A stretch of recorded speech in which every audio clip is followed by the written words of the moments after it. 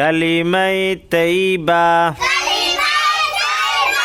লা ইলাহা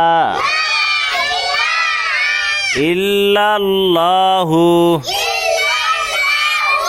মুহাম্মাদুর রাসূলুল্লাহ। কালিমাই তাইবার অর্থ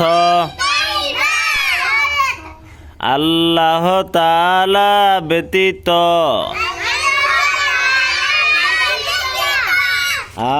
আর কোনো মাবুদ নাই।